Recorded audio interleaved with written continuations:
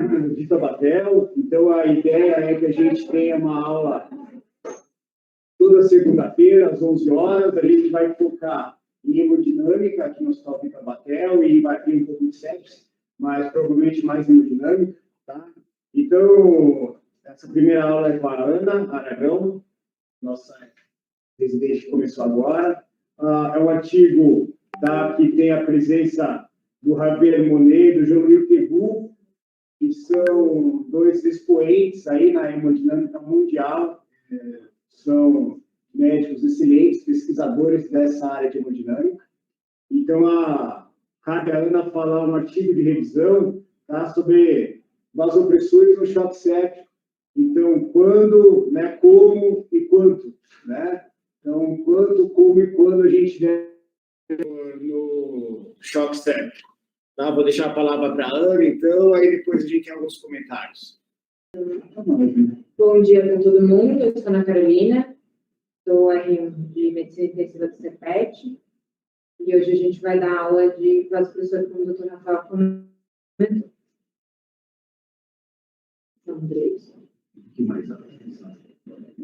Então, o artigo que a gente vai apresentar é esse, como já comentado, vasopressor do uso de choque séptico, quando, como e quanto. Tá? Então, o artigo, a página dele é esse, ele é um artigo de revisão de literatura, portanto, durante a apresentação eu vou citar vários artigos que são o que eles citam, né? Basicamente, esse é o artigo, e ele foi feito por autores franceses. Então, foi publicado no Translation Medicine, alguma assim, né? Isso. Em abril de 2020. Então, nesse artigo a gente vai saber, né, a gente vai revisar alguns vasopressores, ver quais vasopressores podem ser elencados para sepsis, quando e quanto. Né, que é importante também a gente saber que tipo de vasopressor fazer, a hora que a gente deve começar e quanto que a gente deve fazer. A gente, geralmente, em hemodinâmica, tem dois objetivos, dois targets, né? Um target é aonde você quer chegar e o outro é o nível de segurança. A gente sabe que tudo em excesso faz mal, o vasopressor é um deles. Bom dia, doutor Álvaro. Estou vendo o senhor aí. Tudo bem, Rafa? Tudo bem, Ana? Muito feliz com a primeira reunião nossa daí. Vou acompanhar inteira. Então, voltando para a apresentação do artigo, vamos dar uma olhadinha sobre o que ele fala.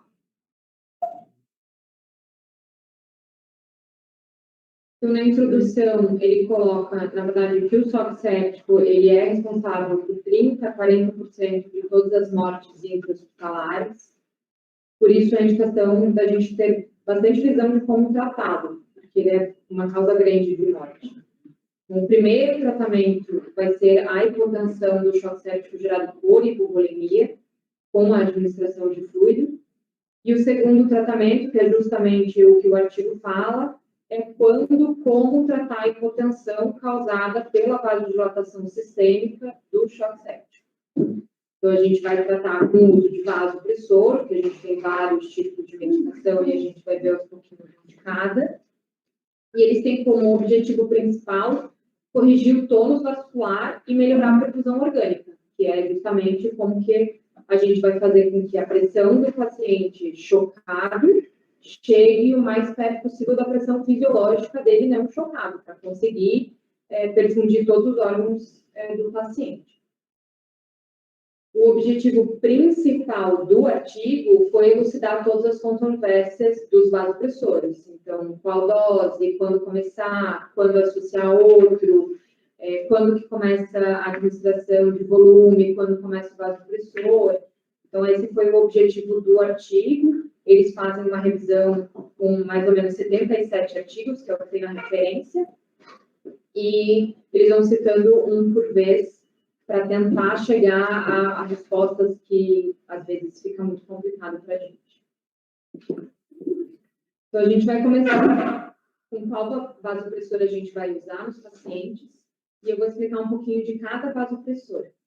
Porque até o artigo fala que, no futuro, talvez a gente consiga personalizar melhor o uso de vasopressor e não ter sempre a mesma ideia deles, e sim sim personalizar para cada tipo de paciente o vasopressor melhor, que ele teria mais, melhores receptores para eles, seria uma melhor resposta.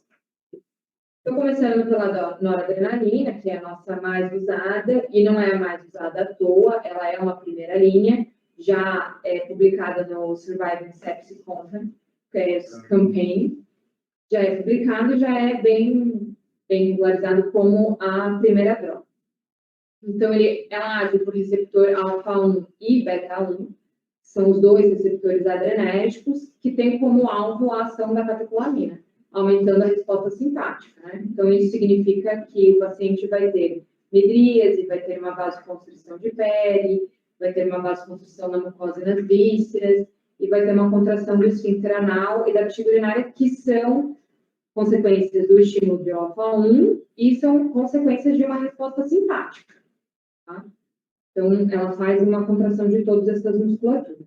E quando faz a ação no receptor beta-1, tem um aumento de AMPC cíclico e um consequente aumento do débito cardíaco, da frequência cardíaca e da fração de ejeção do coração do paciente. Junto com isso, uma liberação de renina, que seria uma outra ação para vasoconstrição. Então, a noradrenalina, ela é dromotrópica, que na verdade é a aceleração do estímulo nó sinusal, né, do paciente. Então, o estímulo ele vai mais rápido. Ele é inotrópico, que aumenta a fração de ejeção, aumenta a força de contratividade do paciente. E cronotrópico, que aumenta a frequência cardíaca. E esses três, todos os estímulos, os vasopressores que vão estimular a resposta simpática, que vão por essa linha, vão ter esses três estímulos. E todos os estímulos que não são vasopressores, mas no caso de outras drogas de resposta parasimpática, vão inibir essas três partes. Então, o nosso principal de segunda linha é a vasopressina. Ela normalmente é utilizada associada à primeira linha da noradrenalina. Ela é um hormônio neuropeptídeo, age nos receptores V1A e V1B e V1A e V2. Faz também uma contração de músculo liso, assim como a noradrenalina também faz, e tem ação de vasoconstrição e uma ação antidiurética um pouco maior. Então, aqui a gente tem 3 artigos falando, não mostrou nenhuma alteração de diminuição de fibrilação atrial quando usada a vasopressina. Uma outra meta-análise, também foi publicada em 2019, também fez uso de vasopressina em pacientes de choque séptico, mostrou uma diminuição de fibrilação atrial, porém um aumento de isquemia digital nos pacientes. E aqueles que usaram vasopressina teve uma diminuição na indicação de diálise, mas a mortalidade dos dois. O que coloca no artigo é que provavelmente o aumento de isquemia digital foi justamente por usar 2 vasopressores e que a diminuição da diálise é porque você conseguiu chegar a uma VAM ideal e perfundir o rim. Consequentemente, você teve uma menor lesão renal. Por isso que teria menor indicação de diálise. O terceiro artigo da vasopressina, que seria o VANCS-2, ele fez um estudo em todos os pacientes com choque séptico, somente pacientes oncológicos, e usaram a vasopressina como primeira linha, ao invés de usar a noradrenalina. E ela mostrou que não teve diminuição de mortalidade em 28 dias dos pacientes internados. Então, a gente pode continuar usando a noradrenalina como primeira linha, mesmo nesses pacientes que não têm benefício à vasopressina. A terlipressina ele coloca de segunda linha, mas na verdade ela é utilizada muito nos pacientes cirróticos, principalmente, porque o mecanismo de ação dele, da terlipressina, ela é muito vasoconstrição portal. Então, ela vai fazer a vasoconstrição esplâncnica, que é principalmente no paciente cirrótico. Então, ela é utilizada praticamente só em pacientes com síndrome hepatorenal, para você melhorar a perfusão, e com os pacientes aqueles que apresentam choque séptico, né, que principalmente é a PBE. Então, o artigo que a revisão sistemática estudou foi um artigo chinês, multicêntrico, e não teve nenhuma diferença na mortalidade dos pacientes que usaram noradrenalina ou terlipressina. Não teve nenhum efeito, nem mortalidade, mas a terlipressina apresentou um maior efeito adverso. nesses pacientes que não usaram a noradrenalina. A celipressina, em alguns países, entram como segunda linha, mas na maioria como um vasopressor de terceira linha já.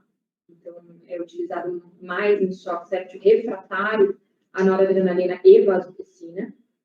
Ela age como um agonista seletivo no receptor V1A, aumentando principalmente o tônus arterial e venoso, é o principal mecanismo que ela age. Então, teve um artigo que eles citaram como que eles fizeram um estudo experimental, né, em fase 2, que usaram só em ovelha e o artigo não foi para frente, depois não fizeram o mesmo artigo em humanos.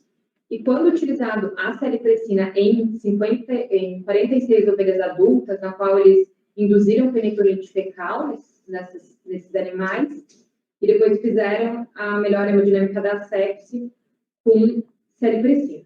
Em comparação à noradrenalina, ela apresentou uma melhora hemodinâmica, ou seja, chegou numa PAM mais rápido, teve uma melhora do débito cardíaco, diminuiu o lactato mais rápido, teve uma melhor distribuição de fluidos no paciente e diminuiu a mortalidade. Porém, isso foi comprovado apenas em animal.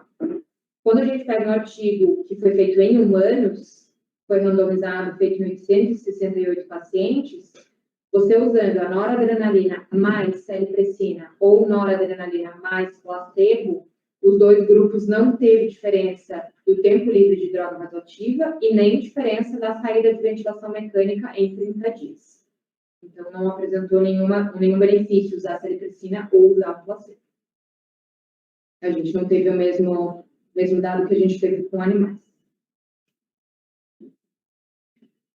A epinefrina também entra como segunda linha, então, alguns hospitais e alguns serviços em alguns países preferem adicionar a noradrenalina mais epinefrina, ao invés de noradrenalina mais vasopressina. Então, ele entra como um dos dois, normalmente associado à noradrenalina, não faz sozinho, e ele age no receptor V1A, no receptor V2 e V1B. Tá? Ela aumenta o tônus vascular, aumenta a retenção hídrica do paciente, consequente fazendo uma maior vascularização na microvascularização, maior quantidade de sangue. Porém, faz uma diminuição do fator de coagulação, estimula o corticoide, a secreção de corticoide, e diminui a secreção de insulina. Como consequência, quando você usa com a noradrenalina, você vai ter um paciente que vai ter mais taquicardia, uma maior tendência a taquiarritmia, e a epinefrina, ela tem uma tendência a aumentar o lactato sérico. Então, às vezes, você pode confundir, o paciente não está numa isquemia textual tão grave quanto laboratorialmente ela parece, tá? Então, os 3 estudos que a revisão nos mostra, primeiro é um estudo randomizado do cego, foi feito em 330 pacientes, usando noradrenalina mais dobutamina ou noradrenalina mais epinefrina, mostrando que não teve diferença de eficácia ou segurança dessas duas medicações de segunda linha. O outro artigo feito pelo Belletti, ele mostrou que a epinefrina, pelo efeito que ela tem grande nos receptores beta-adrenéticos, ela gerou uma disfunção, ela seria benéfico em paciente que apresente algum grau de disfunção cardíaca. Porém, em paciente que tem uma disfunção cardíaca prévia à internação, ela pode ser maléfica.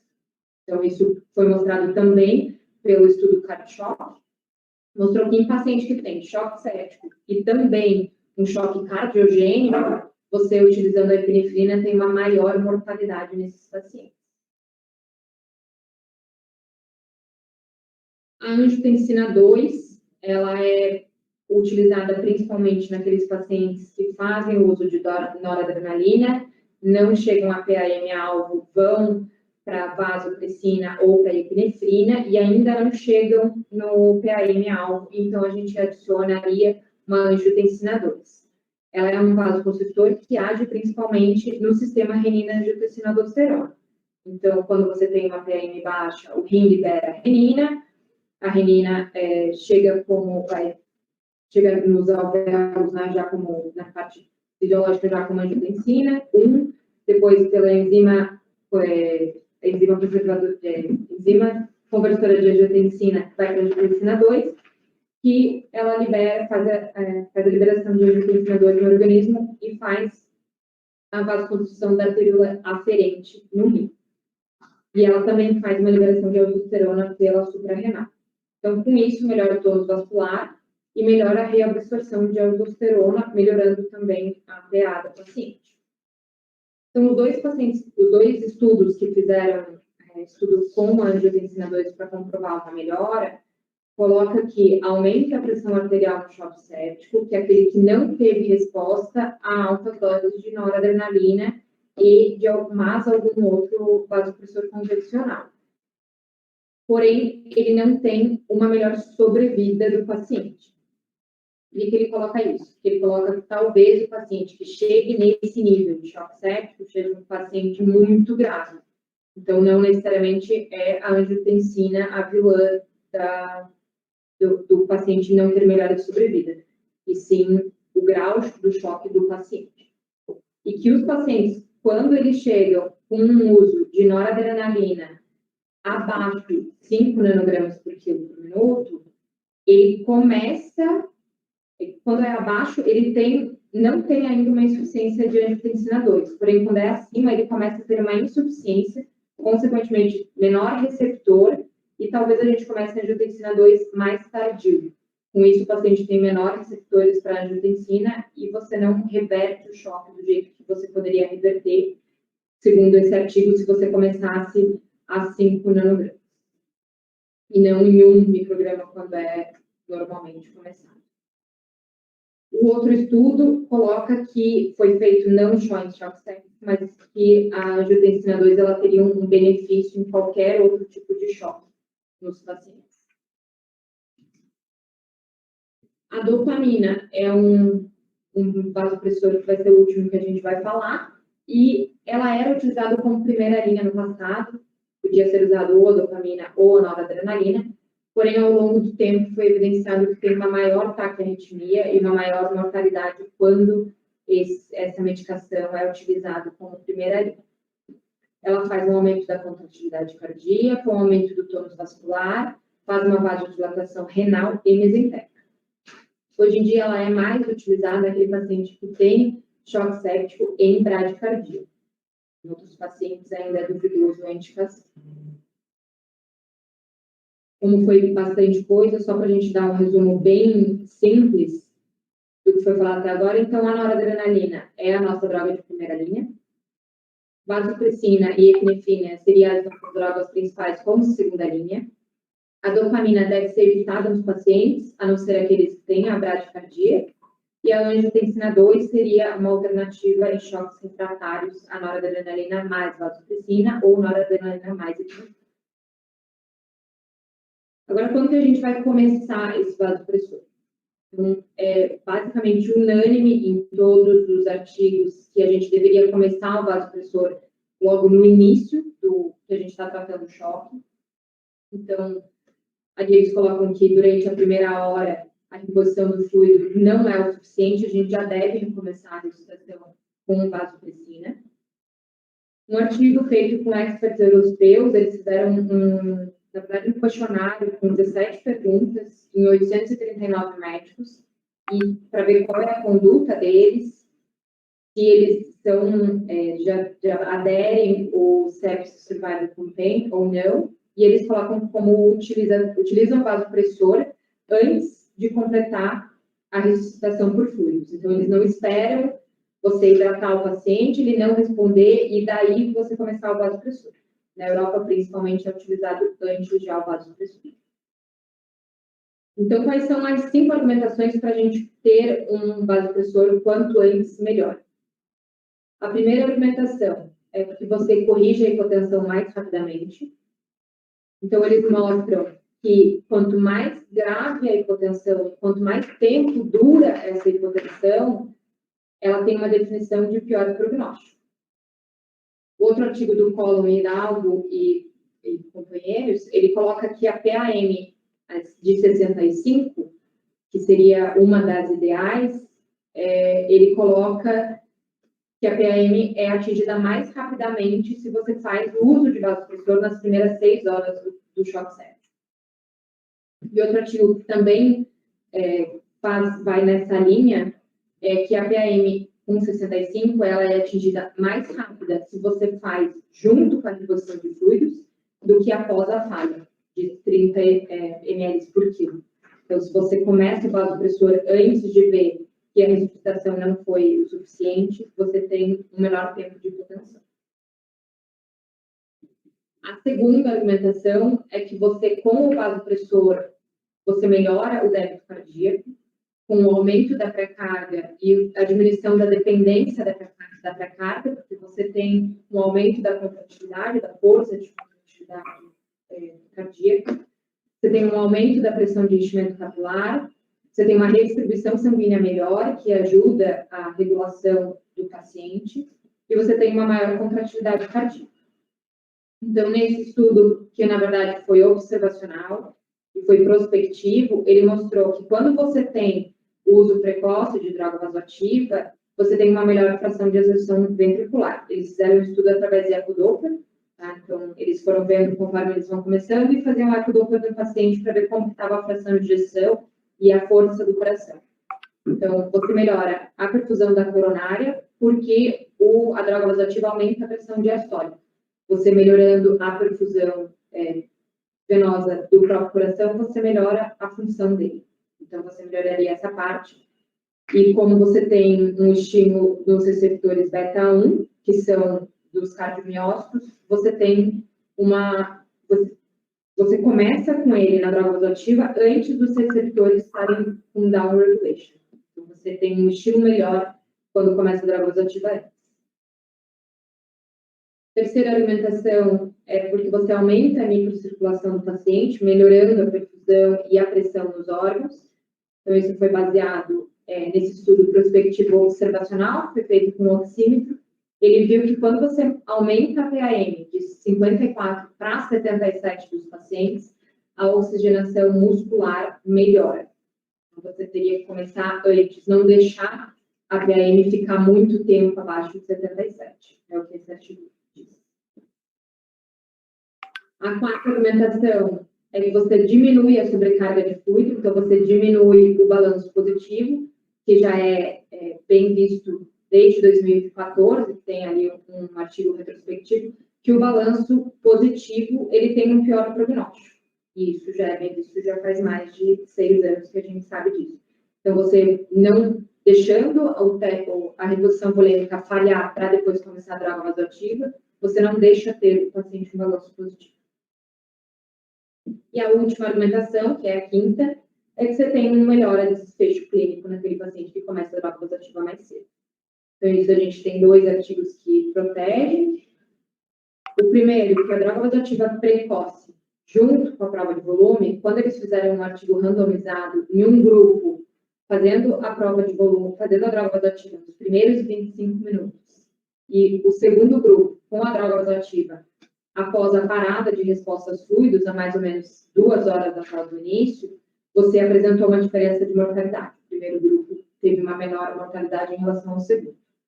E outro estudo, que é o SENSER, a droga vasoativa, quando feita nas primeiras 2 horas, ou outros pacientes com a droga vasoativa somente, se não houver resposta ao volume, você apresentou um controle do choque séptico nas primeiras 6 horas, ou seja, uma PAM acima de 65, uma diurese maior que 0,5 ml por quilo por hora, ou uma queda maior de lactato em 10%. O primeiro grupo atingiu esse controle em 76% e o segundo grupo apenas em 48%. A mortalidade não teve diferença, mas o grupo que iniciou primeiro a droga vasoativa teve um menor edema agudo de pulmão cardiogênico e teve uma menor novas arritmias. Então, quando que a gente deve começar? Normalmente, antes de você ter a falha do fluido. Então, 1 hora depois da reposição volêmica seria o ideal. Você diminui, você tem uma queda da pressão diastólica. Quando você tem um paciente com uma queda da pressão diastólica e uma taquicardia, esse paciente normalmente se beneficia você começar a droga vasoativa o mais cedo possível. porque você vai reperfundir melhor o coração e você vai ter uma melhor hemodinâmica do paciente. Mesmo se você não tiver um acesso venoso central, nesses pacientes com uma pressão diastólica baixa, você teria indicação de começar a droga vasoativa. Ele provavelmente vai se beneficiar mais do que os outros pacientes. E quanto a gente deve usar? Qual é a dose que a gente deve usar? Então, a gente leva principalmente em consideração a fisiologia da reperfusão dos órgãos versus a PAM. A PAM seria um sinal indireto da reperfusão orgânica. Então, a gente tem que levar em principal consideração a autorregulação corpórea. Nos pacientes que não têm hipertensão prévia, você tem uma autorregulação na PAM de 65, por isso que na maioria dos pacientes é a PAM alta. Agora, naqueles pacientes, igual a gente vai falar daqui a pouco, que tem já hipertensão crônica, essa autorregulação orgânica, ela vem numa PAM um pouco mais elevada, ali próximo de 70, 75. Então, esse seria o alvo da PAM nesse paciente com hipertensão crônica, não seria 65. Então, eles colocam que uma suspeita seria se você usar uma PAM acima de 85, para você dizer também o máximo de PAM que a gente deveria usar, você tem possivelmente uma vasoconstrição excessiva e você tem uma diminuição do benefício de tudo isso, fazendo uma diminuição da microvascularização dos órgãos. Então, quando você tem entre 65 e 85, daí você tem uma melhor perfusão por microvascularização também. Os dois artigos que citam essa parte principais, um é o Sepsis-PAN, então você usaria uma PAM, um grupo usou uma PAM 65 a 70, o outro grupo 80 a 85. Não teve nenhuma diferença de mortalidade em 28 dias, porém o grupo que usou uma PAM mais elevada, ele apresentou maior arritmia cardíaca, entre 7%. Tá? O grupo que teve uma PAM entre 80 e 85, naqueles que já são hipertensos crônicos, ele mostrou que teve um benefício de reperfusão renal, principalmente porque você não entra, se você usa 65 ou 70, você não entra no sistema de autorregulação orgânica. Então, você não entra na PAM benéfica daquele paciente. Você ainda continua com uma hipotensão, você não reperfunde os órgãos idealmente. De outro estudo randomizado, feito com pacientes com PAM de 60 a 65 e outros com PAM de 75 a 80, não mostrou nenhuma diferença nem de mortalidade ou arritmia cardíaca. Então, um paciente que você vê a PAM, você vê como sinais indiretos. Outras medidas que poderiam te ajudar, principalmente pacientes que você estaria em dúvida, seriam aqueles pacientes que têm insuficiência cardíaca ou aquele paciente que tem um excesso, que já está nasarcado, você tem uma PAM duvidosa. Então, você usaria a perfusão do órgão, seria mais vista, seria melhor vista, na verdade, quando você faz o cálculo da PAM menos a PVC. Você teria uma condição melhor de saber esse paciente. Então, isso já foi mostrado pelo artigo do Osterman, foi feito PAM menos PVC e apresentou uma maior insuficiência renal aguda quando o paciente tem uma PVC mais alta. Então, o ideal seria 60 milímetros de mercúrio, para você utilizar uma PAM acima de 65 milímetros de mercúrio. Assim, você evitaria o risco de insuficiência renal aguda. Outro tipo de paciente que também é bem difícil da gente fazer é quando ele tem uma maior pressão intraabdominal. Para a gente fazer a pressão ideal, né, você medir mesmo a pia, o paciente tem que estar bem sedado e tem que estar bloqueado também. Então, você considera que, se o paciente tem uma pressão intraabdominal aumentada, você precisaria de uma PAM maior para você fazer a repercussão dos órgãos. Então, isso em caso de paciente muito anasarcado também seria interessante fazer. Naquele paciente que você não tem condições de medir a pia ou não tem acesso para a pressão venosa central, você pode fazer, eles colocam como um desafio de droga vasoativa. Então, você vai aumentando a droga vasoativa e vendo a reperfusão capilar nos dedos do paciente, você vê o tempo de reperfusão.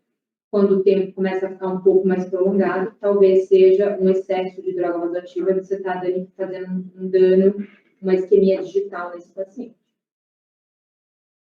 Então, a dose máxima, normalmente, que a gente vê para adicionar um segundo vasodilatador. O que eles colocam no artigo é que a gente deveria chegar na noradrenalina até 1 nanograma por quilo por minuto. Então, quando a gente chega nisso de noradrenalina, se aumenta essa dose, a gente tem um paciente com maior mortalidade. Desculpa.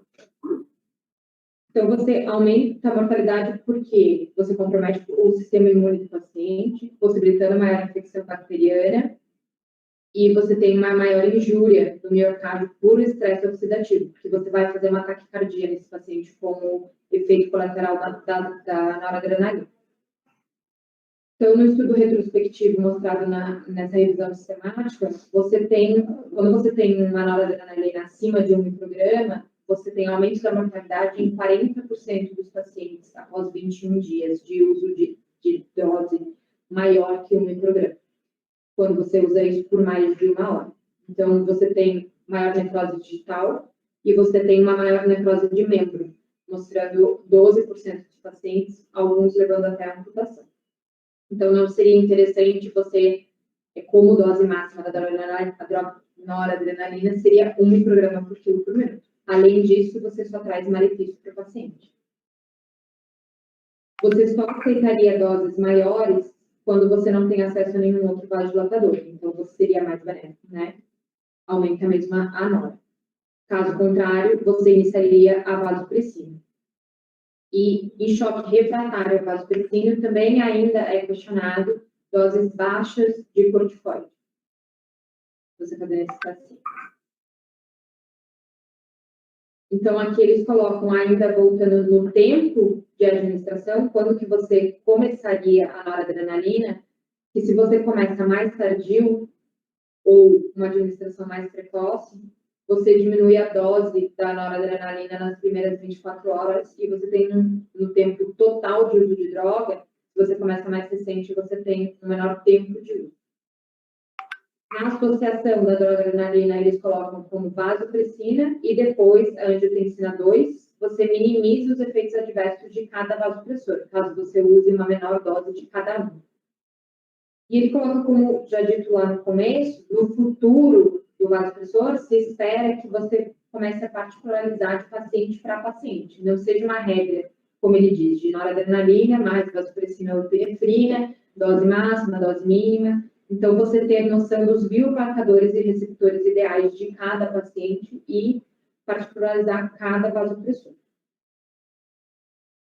Como conclusão e resumo, que tem bastante coisa no artigo, seria a noradrenalina a nossa primeira opção, vasopressina e epinefrina a segunda opção em caso de refratariedade, lembrando que o choque refratário seria a noradrenalina 1 micrograma por quilo por minuto, seria ideal você adicionar outro vasopressor.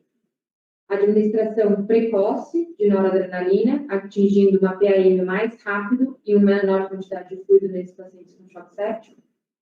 Você vai melhorar a pressão diastólica, fazendo com aqueles pacientes que têm necessidade de noradrenalina, consequentemente melhorar a força cardíaca e a perfusão cardíaca, melhorando a parte sistêmica do paciente. E a PAM ideal é individualizada principalmente naquele paciente que é hipertenso crônico, que tem uma CPP elevada e que tem uma PIA elevada. Isso a gente deve usar talvez uma PAM acima de 65, ali usar em 75, principalmente. E era isso que o artigo trouxe para a gente conseguir elucidar um pouco o uso de vasopressores.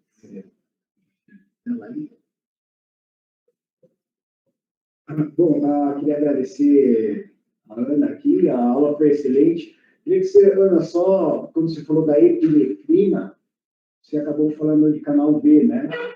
A epinefrina é uma catecolamina vasoativa que estimula alfa e beta, né? Então, eu acho que acabou...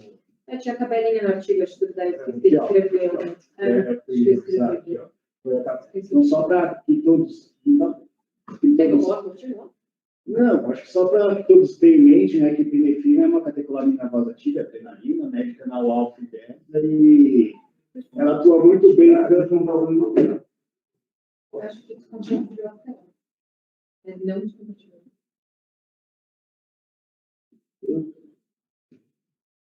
Porque estava lá, mas eu compartilhei. Compartilhou pelo outro link, né?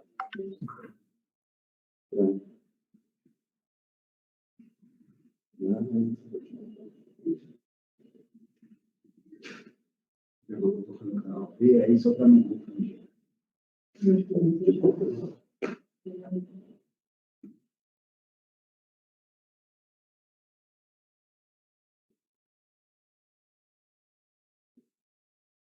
Alô, Rafa? Ana? Estão me ouvindo? A gente teve um problema. Aqui estamos voltando. Tá bom. Estamos Eu voltando. estou ouvindo vocês bem, está tudo certo aqui na captação. Acho que não Então tá. tem problema nenhum a princípio. Acho que você pode continuar ouvindo bem vocês. Tá. Então, inicialmente, queria agradecer a Ana. A aula da Ana foi muito boa. Eu acho que o artigo é feliz, assim, eu achei esse artigo um bom artigo de revisão, assim. Os autores são pessoas muito competentes nesse assunto. Aí eu comentei sobre a epinefrina adrenalina, que no slide ela acabou colocando canal B, que é uma catecolamina vasoativa alfa e beta, né? Então, ela atua em tanto alfa 1 quanto beta 1, beta 2, assim, para que fique registrado para todo mundo aqui. Bom, inicialmente, né, quando você vai usar um vasopressor nos pacientes sépticos, mas em todos os pacientes, né, qual, quando e quanto, é uma boa pergunta mesmo, né? É interessante que a gente tenha uma discussão assim. Queria lembrar aqui que pressão é fórmula da pressão, né, fora a fórmula da PN, mas pressão ela é igual ao fluxo vezes resistência, né? Então, se você colocar no fluxo ali débito cardíaco e na resistência vascular sistêmica, nós temos que a PN, então, ela depende tanto do débito cardíaco quanto da resistência vascular sistêmica, e nós sabemos que choque não é sinônimo de hipotensão, mas se você não tiver uma pressão arterial mínima, você geralmente tem um comprometimento do teu fluxo por essa relação íntima que a pressão tem com a resistência vascular sistêmica e com o débito cardíaco. Então, é necessário que a gente tenha uma pressão mínima. O paciente séptico, inicialmente, realmente vai fazer uma hipovolemia relativa e uma real, por causa do aumento da permeabilidade capilar, também ele perde volume, né? E você, inicialmente, precisa ressuscitar. A gente viu isso em sepsis também, até no sepsis 3 de 2016, que o diagnóstico do choque séptico, né, sepsis 3, é que você tivesse uma PAM com necessidade de vasopressor, mais um lactato maior que 2, quando você não, após o início de uma ressuscitação, né? Mas na beira do leito, o que a gente faz é isso mesmo, que foi dito nesse artigo aqui de revisão, e o ideal é que você vá iniciando a sua ressuscitação e que você já suba a pressão do paciente. Por quê? Porque todos nós sabemos que realmente o balanço hídrico, a carga de balanço hídrico positivo ao longo do tempo desse paciente é bastante deletério, né? Bastante deletério, promovendo inflamação, aumentando a mortalidade, trazendo pressão intraabdominal, né? Diminuindo a complacência da caixa torácica e fazendo edema pulmonar hiperostático associado a uma edema pulmonar inflamatória que esse paciente já possa ter, principalmente nos nossos pacientes aqui, agora com sepsis viral pelo SARS-CoV-2, né, os pacientes com Covid.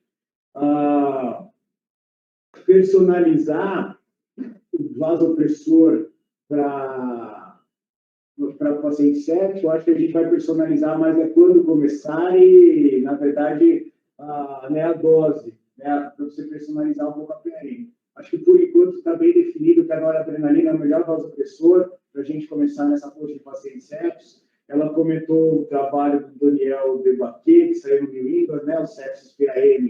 Não, sepsis PAM não. A comparação entre dopamina com noradrenalina, lembra que a gente discutiu isso, a gente teve, inclusive, a gente tinha a jornada do CEPET, alguns de vocês aqui não sabem, mas em 2010 a gente teve a jornada do CEPET e um dos trabalhos que a gente acabou discutindo foi esse daí, que tinha sido acabado de lançar. E, então, a gente descobriu que pacientes sépticos, a gente discutiu com a dopamina, ela era um pouco mais arritmogênica quando a gente usava dopamina em doses altas, né? Quase 20 microgramas por quilo por minuto, ali, que é uma dose bastante alta de dopamina. Mas acho que usar precoce, customizar a PAM é importante. Você falou do sepsis PAM, depois teve um outro trabalho também um ano após, que realmente às vezes não muda a mortalidade, mas você evitar uma disfunção renal no paciente crônico hipertenso, né? Ou você evitar uma arritmia por excesso de droga, lembrando que quando você tem realmente um manejo hemodinâmico, você tem dois objetivos, né? Que é a terapêutica, mas a segurança também, né? Então, isso é importante. Então, a gente pode realmente customizar a PAM. E a gente faz isso na beira do leito. Pacientes hipertensos, a gente invariavelmente deixa a pressão um pouquinho mais alta, usa um pouquinho mais de vasopressor, né? Atingindo aqui aquele target, quem sabe, de 70, 75. Mas isso não é uma regra para o paciente hipertenso, né? Isso vai depender de tempo de enchimento capilar, lactato, saturação venosa central, diurese, disfunção renal, se a creatinina está melhorando, está piorando. O que nós devemos fazer é sempre usar a droga com racionalidade, se puder usar menos, mais para aquele paciente que, via de regra, é hipertenso, que você acha que a hipertensão, né, os seus álcool deixarem um pouquinho mais hipertenso, né, trazer a PAM para 75, isso de alguma maneira pode ajudar aquele paciente, baseado em vários comemorativos hemodinâmicos, né, e eu vou aqui ressaltar o Andromeda, né, do tempo de enchimento capilar. Eu acho que isso é importante. Acho que o Andromeda, em 2019, mostrou para a gente isso, a importância de a gente usar o tempo de enchimento capilar, né? Inclusive, no Andromeda, uma das medidas para corrigir o tempo de enchimento capilar que o Lemner antes tomava, né, no protocolo de estudo dele, era subir um pouco a pressão do paciente. Deixa eu ver o que mais que eu anotei aqui.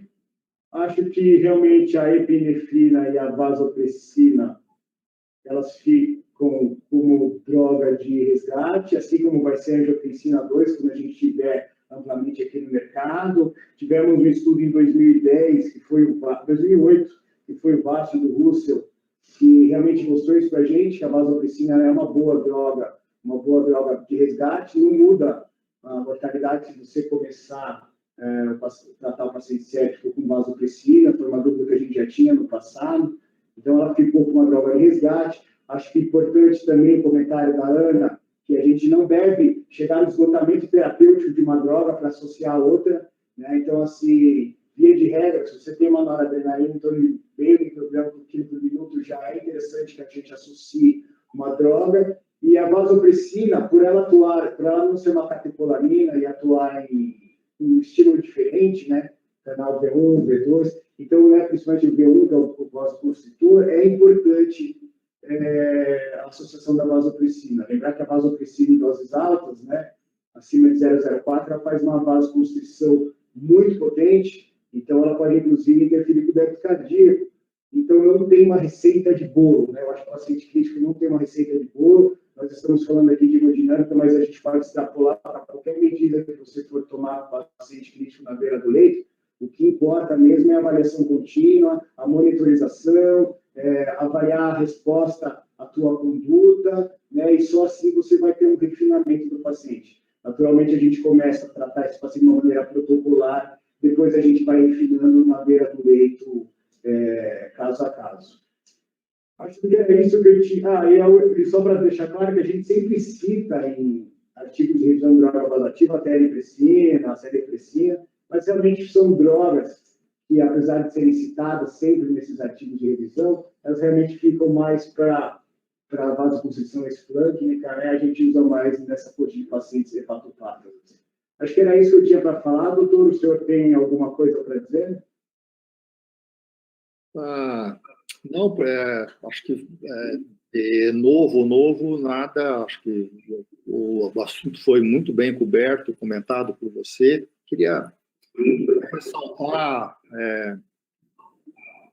a importância da gente estar fazendo essa primeira reunião aí do VITA. Vai ser uma reunião que você vai centrar principalmente em aspectos hemodinâmicos, né? E ficou muito boa a reunião, viu, Ana? Ficou muito bom os slides, a maneira como você apresentou, deu para a gente poder ouvir bem, acho que a estrutura que vocês montaram aí deu bem certo, eu consegui acompanhar bem, tanto em som quanto de imagem. E comentando algumas coisas específicas a respeito do artigo e da importância de droga vasoativa, algumas coisas talvez históricas, né, já que eu estou ficando velho, já passei por diversas fases. A primeira é que é sempre bom, né, Rafa? A gente vê um artigo de revisão do TEBU, ele tem começo, meio e fim, eles são muito bem sedimentados e suportados por evidências. Então, para os residentes em geral, a aula vai ser de grande valia para poder fazer uma revisão ampla e bem baseada em evidência de como utilizar vasopressor nas diversas formas de choque, no choque séptico em especial. O segundo é como isso se tornou meio que uma música de uma nota só, né? Há 30 anos atrás, há 20 anos atrás, há 10 anos atrás, como a gente discutia mais droga vasoativa, porque havia muitas opções diferentes, entre elas dopamina, adrenalina, terlipressina. Quantas vezes a gente não tentou fazer algum estudo com terlipressina antes, vasopressina ou noradrenalina?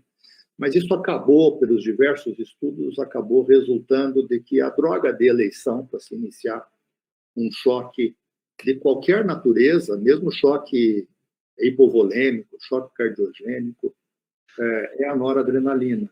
E a gente vai acrescentando outras drogas à medida de que o doente vai mostrando que ele tem hipoperfusão, você administra um inotrópico, ou ele precisa de mais vasopressor, e você acrescenta vasopressina ao longo do tratamento. Mas, embora isso tenha se tornado uma coisa de uma nota só, noradrenalina realmente se tornou uma droga vencedora nos diversos ensaios, quando ela é comparada com outras drogas, em diversas formas de choque. É preciso tomar algum cuidado.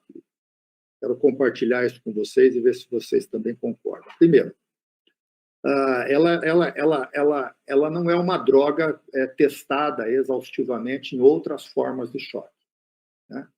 Os diversos estudos com doentes grandes, com grande quantidade de doentes, em que ela foi comparada com adrenalina, por exemplo, no estudo do Anani, no CATES, quando ela é comparada com vasopressina no VAST, principalmente doentes com choque séptico. E a gente acaba inferindo de que ela possivelmente ela é também tão útil em outras formas de choque, né? Principalmente no choque cardiogênico, onde talvez haveria um problema de você fazer uma droga vasopressora num doente que tem débito cardíaco baixo. Mas os diversos estudos que descrevem pacientes individualmente mostram que talvez ela seja a melhor droga em detrimento de outras. Mas a gente não tem uma grande quantidade de evidência. Talvez novos estudos possam sugerir um outro caminho, mas nesse momento a gente utiliza essa droga para choques hipovolêmicos e cardiogênico muito mais por analogia daquilo que se sabe com choque séptico, que é um choque que tem uma hemodinâmica, obviamente, diferente dos outros. Ele é um choque hiperdinâmico, é um choque que tem vasodilatação sistêmica, e faz sentido você iniciar com um vasopressor. Nos outros, a gente acaba iniciando um vasopressor muito mais, porque o mais importante, rapidamente, é aumentar a pressão arterial, e a noradrenalina é uma grande droga para rapidamente reverter um estado de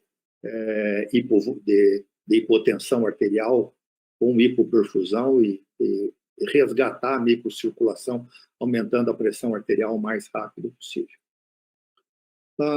Acho que o segundo cuidado, Rafa, é de que em tudo que a gente faz em medicina intensiva, ou quase tudo, menos é mais, né?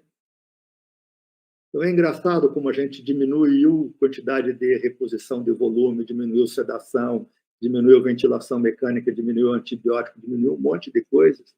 e já faz tempo que a gente espera o momento em que a gente vai dizer assim, puxa, a gente usa muita droga vasoativa desnecessária e estamos causando algum mal para o doente. Então, um balanço interessante de que os doentes que têm hipoperfusão, nitidamente, têm hipotensão arterial, têm hipoperfusão, a droga vasopressora ela é essencial para poder resgatar a microcirculação e resgatar estados de hipóxia tecidual, melhorar a perfusão de órgãos, mas, ao mesmo tempo, é muito possível de que, se a gente fizer droga vasoativa em excesso, sem que o doente precisa, isso cause efeitos deletérios na mesma linha do menos é mais. Então, é preciso ter aquele cuidado na beira do leito, de iniciar rapidamente, mas sempre na menor dose, para poder resgatar uma microcirculação periférica, mas não deixar essa droga, às vezes, excessiva, porque isso, como outras intervenções na prática clínica, às vezes pode acarretar mais prejuízo do que benefício. Isso aconteceu muito com sedação, né? A gente sedava muitos doentes e a gente teve que aprender a fazer suspensão diária da sedação para saber que os doentes estavam sendo sedados excessivamente. Não dá para poder fazer isso muito com droga vasoativa. É preciso colocar o banquinho na beira do leito e, às vezes, ir descalonando para que você encontre sempre a menor dose de droga vasoativa que é necessária para o doente. Que fazer droga vasoativa desnecessária acaba controlando a hiperfusão, mas também pode acarretar efeitos deletérios no médio e no longo prazo para os doentes, que a gente não consegue aferir na beira do leito. Acho que é isso. Pode continuar aí, Rafa. Estou aqui de ouvinte, vou participar sempre que puder dessas reuniões de vocês. Tomara que vocês façam disso aí uma escola de ir revisando artigos de monitorização, de choque, semanalmente. Essa ideia mesmo, doutor, acho que acabou, por questão de infraestrutura, também acabou demorando até para começar esse ano, e também, mais também por causa de tempo, o estresse que foi aqui, agora as coisas estão se ajustando, e já era para ter começado a semana passada, mas então começamos essa semana, né? Acho que o que o senhor falou é o que eu penso também mesmo, acho que tem que avaliar o paciente, essas são as coisas que a gente discute aqui. Se possivelmente você tiver que associar um inotrópico, né, ou deixar uma dose mais alta de vasopressor, né, para aquele paciente exclusivamente, para aquele paciente que foi escolhido para isso, e a gente, de alguma maneira, achou que ele tinha necessidade disso para otimizar seu fluxo, e assim que a gente trabalha. E a Lauriane, que está ali, está no cantinho ali, doutor. Posso mexer? Se ela quer falar alguma coisa... Oi, Laure. Queria agradecer o pessoal que se toque aqui também, que veio nos dar o apoio. Eu não sei falar de máscara, vou tirar a máscara. Bom, só comentar algumas coisas assim rapidamente. Realmente, acho que quanto a qual o vasopressor usar, não tem discussão. A noradrenalina é o mais indicado e mais usado pelo que a gente vê nos estudos.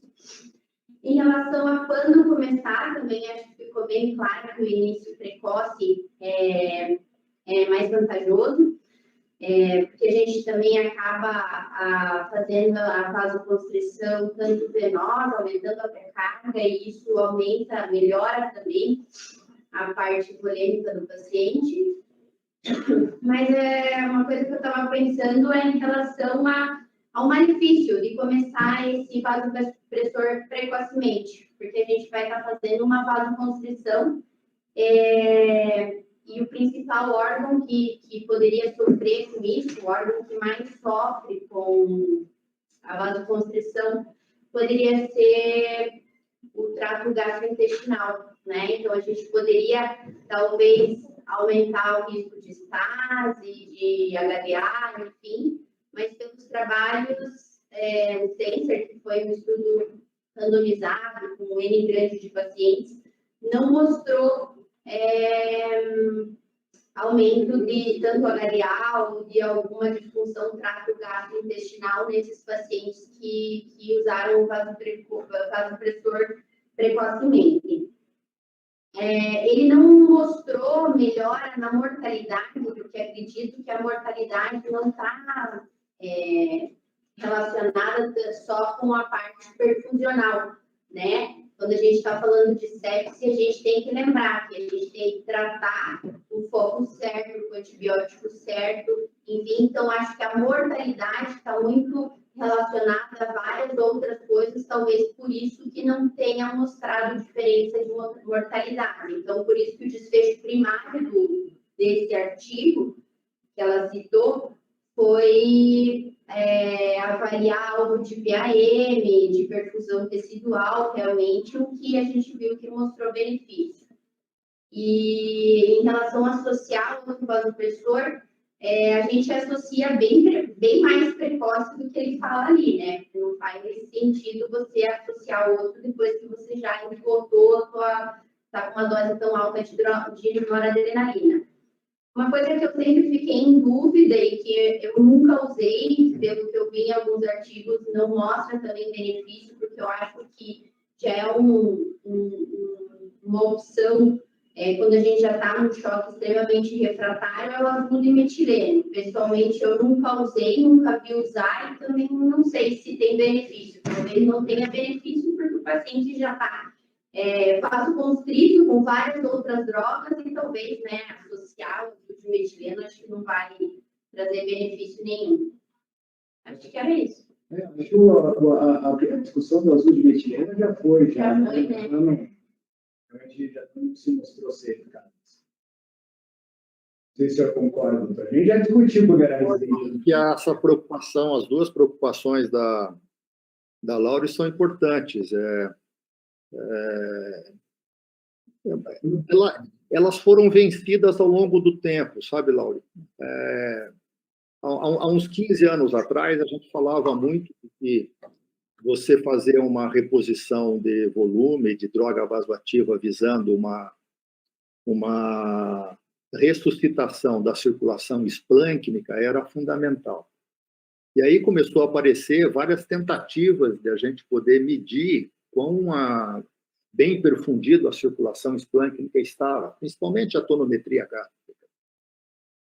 O estudo de um argentino chamado Gutierrez, radicado no Texas há uns 20 anos atrás, tentando guiar a nossa ressuscitação baseada em dados de tonometria, foram 600 doentes, acabou não mostrando benefício. Então, do ponto de vista fisiológico, se a gente lembrar que quando o doente tem sinais periféricos de hipoperfusão, ele também tem hipoperfusão esplâncnica, você ressuscitando o doente baseado nos sinais clínicos de hipoperfusão periférica, você também está ressuscitando o doente na circulação esplâncnica também, né? Então, deixou de ser um foco da gente precisar de uma monitorização específica da circulação esplâncnica, mas passa a ser um receio de não se fazer vasopressor desnecessariamente, né? Se você fizer vasopressor desnecessariamente, principalmente em pacientes que já estão ressuscitados, você só tem a perder com perfusão da circulação esplâncnica. Então, isso também, de alguma forma, suscita lá a ideia de não fazer vasopressor além daquilo que o doente precisa. Mas se o doente tem sinais de hipoperfusão periférica, ele tem hipoperfusão da circulação esplâncnica, e a maneira de ressuscitar a circulação esplâncnica é fazer volume e aumentar a pressão arterial, coisas que, em conjunto com a tua ressuscitação, a administração até precoce do vasopressor ajuda também a ressuscitar a circulação esplâncnica nas fases iniciais. A outra é que continua valendo. Se você tem um doente que tem choque refratário, existem 3 razões ou 4 razões principais de você ter um choque refratário. A primeira delas é deficiência de vasopressina. Então, a gente tenta corrigir isso administrando vasopressina para esses doentes. A segunda é uma perturbação grave da membrana da bomba ATPase de sódio e potássio da célula, que deixa de responder ao vasopressor, e que talvez a administração de sulfanilureias possa melhorar esses doentes. Isso é absolutamente experimental e a gente não tem base clínica para poder fazer isso.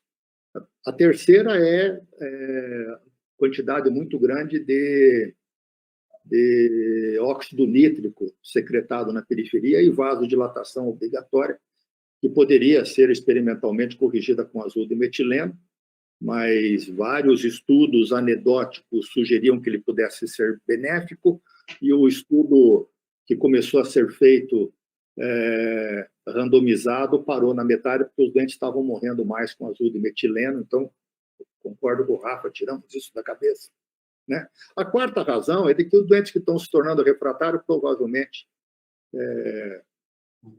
são doentes que vão morrer, né? Ou seja, uma expressão de fase final da microcirculação. Todo choque, no final das contas, termina vasodilatado e refratário. Então, isso só chama a atenção de que estado de choque tem que ser reconhecido precocemente, porque ser reconhecido tardiamente, muitas vezes a gente chega numa fase em que a microcirculação está completamente destruída e provavelmente esse doente vai ser refratário. E ele é um sinal de que, numa revisão de caso, sempre tente revisar se você não chegou tarde em corrigir algum defeito, né? No restante, acho que ainda é batidinho, vasopressor, inotrópico, vasopressina, com os diversos cuidados que acho que o Rafa e eu já comentamos. Rafa, está com você. Pô, acho que é isso, né? Acho que o senhor concluiu para a gente. Queria agradecer a presença do senhor aí, queria agradecer o pessoal do CEPET, aqui, a Guilherme, pelo apoio que deram dar para a gente. Acho que hoje a gente já se bateu um pouquinho mais aqui mesmo, né? Então deu tudo certo. E até segunda-feira que vem, na nossa próxima discussão. Aí, segunda-feira que vem é o Murilo, né, Murilo? O Murilo está aqui do lado. Tá bom? Então, até mais, doutor. Obrigado. Tchau.